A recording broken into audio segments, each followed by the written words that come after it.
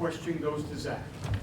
Mike, I imagine down the years people have asked you what it feels like to be one of the most accomplished players in program history, asked you about other players in program history similar to you. Trace passes you on the all-time scoring list today. What will you tell people about Trace once all of this is said and done? Well, I mean, as a player myself, I was never about accolades, man. It's just something I was blessed to be able to do and scoring the basketball. And the beauty about Trace and Mike Woodson, we both didn't shoot threes. He doesn't shoot them, and I never had the three-point line. But I couldn't be more proud of a young man than Trace today. That record is, I've been sitting in that spot for a long time, and for him to surpass it, man, it's special. It just means the body of work that he's put in, over the years. But he can't stop there, man. It's just points, man. He's still staring at two things: a Big Ten title and a national title, man. And that's where I'm trying to get him.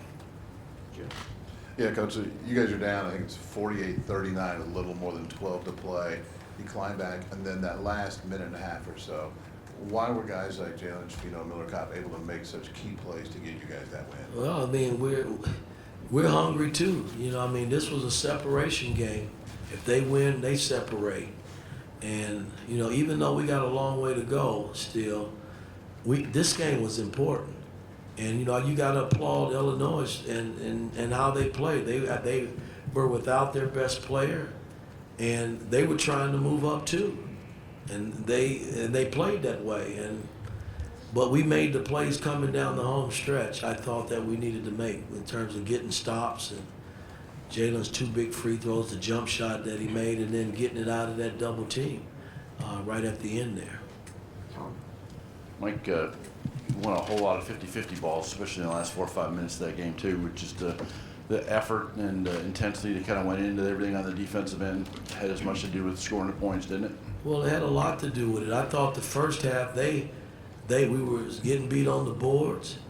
They won all the 50-50 balls. We were just moving in slow motion, I thought. And it was heated in the locker room at halftime a little bit, but I thought we came out and they jumped right on us right from the start. And we just kept scrapping and scraping and we made a game out of that at the end and was able to do what we needed to do to win.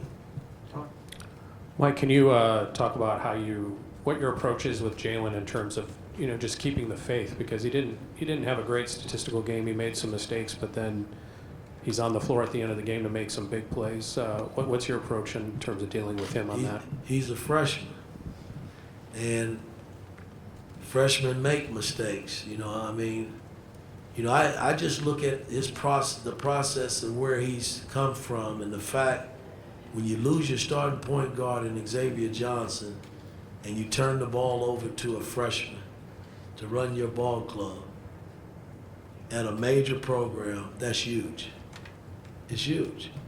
And make no mistake about it, he's put us in this position along with the supporting cast with Trace Jackson Davis leading the way. You're not going to shoot it well all the time, but I always judge players at the end of the game about who they are as a player. And he made the plays down the stretch that counted. And that's what I look at. If he had miscued those plays, then I'm in his ear after the game or tomorrow saying, hey, these are things that you got to learn the next time you're in that position. But he made every right play, except for throwing the ball away out of the timeout. As a coach, that kind of tears you up, man, But I thought he made winning plays coming down the stretch to help us win it.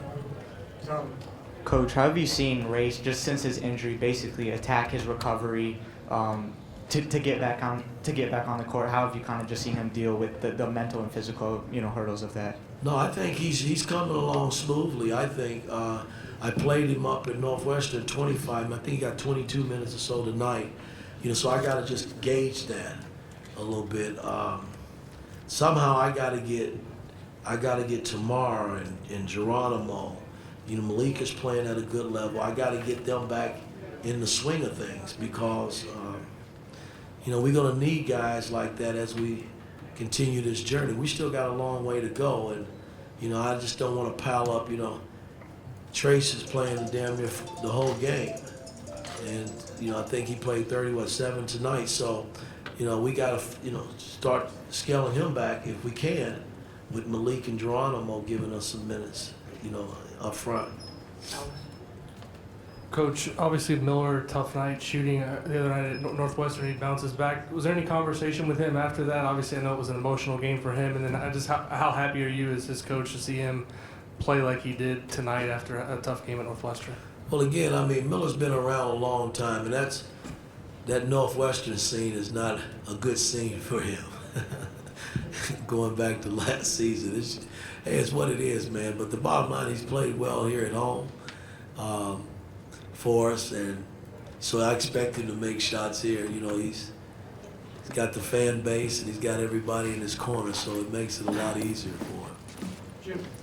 Mike, you alluded to Jalen having the ball in his hands so much in the turnovers, but as a team with 14 turnovers that led to 16 points off of those turnovers, and then at the free throw line, Illinois was 14 of 18, 78%. Indiana just 61%, was 50-something% for most of the game.